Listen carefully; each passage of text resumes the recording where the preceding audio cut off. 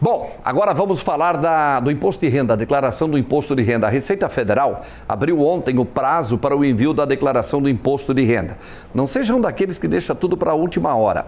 Os contribuintes têm até o dia 30 de abril para fazer a entrega.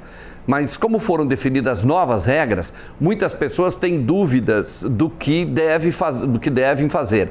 E é por isso que nós estamos com o professor, mestre em desenvolvimento socioeconômico e contador, Luan Felipe Machado, que vai tirar algumas dúvidas para nós.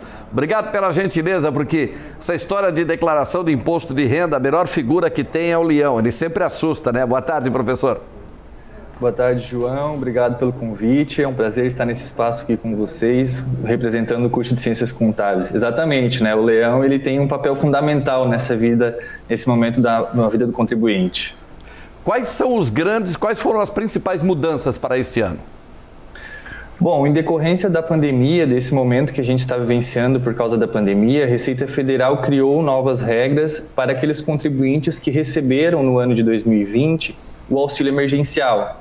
Esses contribuintes que receberam alguma parcela ou todas as 5 parcelas precisam observar se os rendimentos tributáveis que eles receberam ultrapassaram o valor de limite, que é 22.847.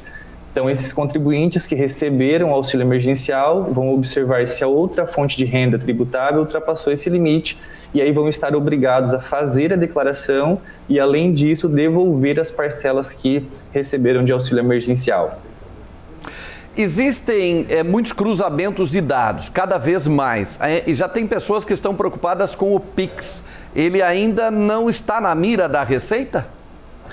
O Pix ele é uma transação econômica entre bancos, né? Então, digamos que o Pix ele não seja o momento de cruzar informações que a Receita Federal utiliza. Hoje a Receita Federal utiliza outras fontes para fazer o cruzamento de informações. Anualmente, mensalmente, as empresas transmitem informações de seus funcionários, declarando a renda deles, né?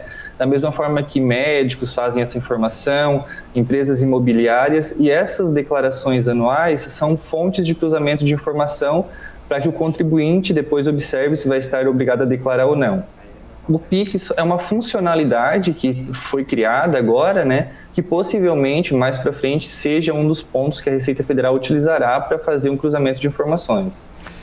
A informação da Receita é de que todo brasileiro pode, que tem autoajuda, que ele é autoalimentado de informações.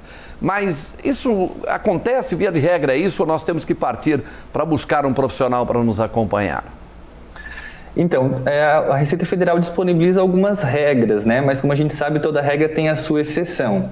Hoje a Receita Federal, a partir de 2021, disponibilizou mais uma ferramenta, que é a declaração pré-preenchida, onde a Receita Federal, já de posse dela, tem algumas informações de que esse contribuinte teve ou renda ou despesa. Então a Receita Federal já tem essas informações e ela passou a disponibilizar isso para os contribuintes através do portal do ECAC, criando um código de acesso. Ocorre que essas informações é um lado, né, que a Receita Federal tem informação, mas existem outras opções e outras situações que o contribuinte também tem informação que precisa declarar. Então, é no momento da declaração de ajuste que o contribuinte pode fazer esse cruzamento de informações e declarar para a Receita: olha, eu tive tais rendimentos que você já sabe, mas eu tive outras despesas que você ainda não sabe que precisam ser incluídas. Então, por mais que a Receita Federal hoje já esteja muito avançada em relação a ter essas informações, vai do contribuinte buscar um profissional qualificado para que lhe oriente a melhor forma, porque às vezes a declaração pode ocasionar que o contribuinte pague o imposto de renda, mas com todas as informações de forma correta, ele consiga restituir parte do valor. Agora, a gente tem, na questão de abatimento, a questão da educação, né? O gasto em educação, e na área médica. Normalmente esses eles têm uma barreira, eles têm um limite de dedução?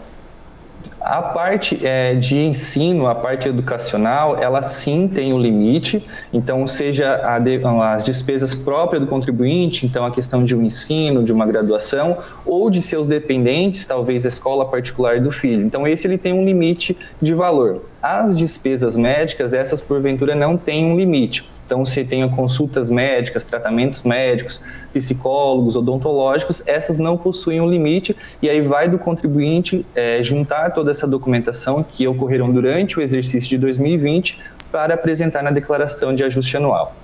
Quando se fala em documentação, são notas fiscais? Também notas fiscais. A nota fiscal é o principal documento que o contribuinte pode apresentar na declaração, mas outros documentos, também são comprobatórios. Então, por exemplo, um recibo de transferência bancária, mesmo que não tenha um documento fiscal, pode ser utilizado pelo contribuinte para comprovar aquele pagamento daquela despesa. Uma cópia de um cheque nominal, então ela pode ser comprobatória de um documento, porque o contribuinte ele pode ter uma despesa e não necessariamente o outro lado da ponta emitir um documento fiscal que comprove aquela despesa. Então, vai do contribuinte se resguardar e comprovar, em caso de uma possível malha, qual a forma que ele oferiu realmente aquela despesa para comprovar para a Receita Federal. Luan, muito obrigado pela gentileza da contribuição e não vamos deixar para a última hora, para não acumular. Obrigado, hein?